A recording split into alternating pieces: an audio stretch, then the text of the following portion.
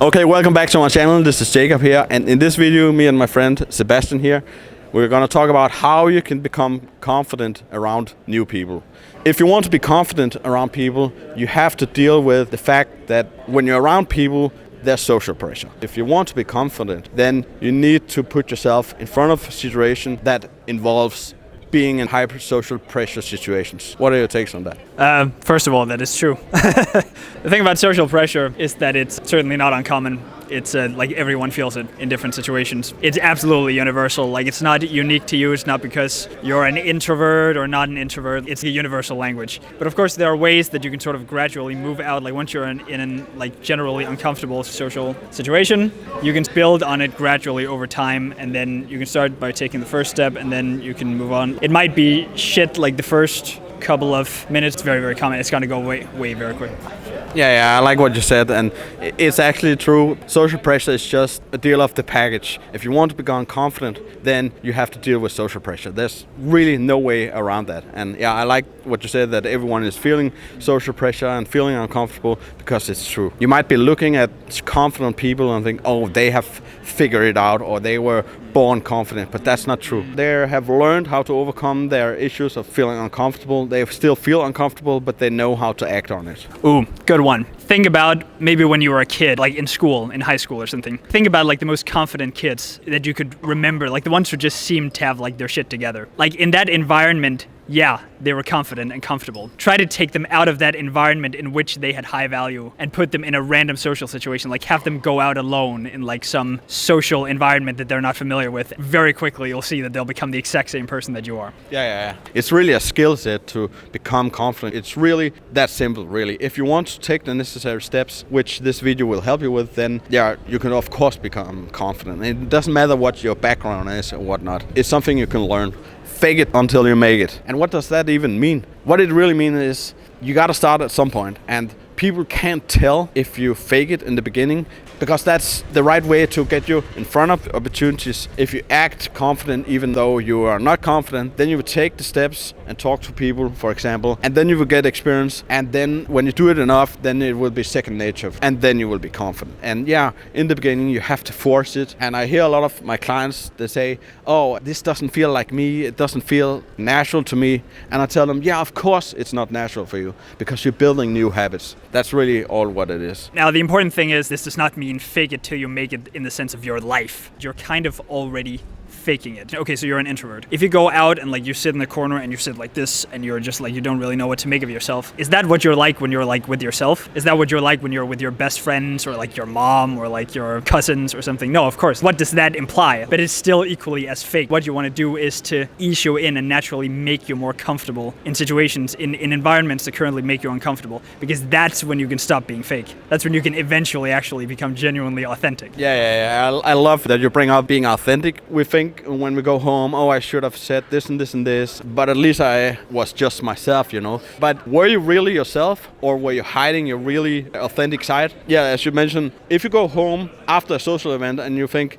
oh, I should have said this and this and this, then spoiler alert, you didn't show your real authentic side of yourself. So that's the stuff you need to bring to the surface, so people will get to know the real you, and not this person who's shy and don't talk to people. Like the concept fake it till you make it, it's more like the hammer that gets you to the next step. You're actually working against your own current fakeness by being fake in the exact opposite direction, because you want to just punch through that like introverted, phony shell that you build around yourself in that situation. All right, the next one is you totally overestimate what other people think of you and what other people notice. People really don't care. The majority of people don't care, and the people who do care, it doesn't matter. Yeah. It's you. Yeah. It's you. Yeah. When was the last time you saw something really weird, some strangers doing, and how fast did it go from, oh, what the fuck, that was weird, to, oh, all right, let's get back to my own life? Probably a few seconds or a minute. Because we're human, we don't have space in our brains to think about strangers, to think about people. Oh, this person is doing this over here, and this person is doing something over here. We don't have enough space in our brain to really care about what other people are doing. In fact, sometimes you actually have to kind of get lucky to make people give a shit. You actually have to put in effort to make people give a shit about it. Especially when you're in an environment with a lot of people. Sometimes, like, I hate to spoil this too, your appearance, like, you don't look that much different from everyone else. Like, you probably wear the same generic bullshit, same generic white Jordans as everyone else, and they're probably also nervous about how they look. Positively, there's probably like zero fucks given. Like, that's what's beautiful, because the beautiful thing is then you can actually like start making people give a shit, because it's through your behavior, through your vibe, through your energy, through your presence. Once you realize that nobody gives a shit, really, then you're free.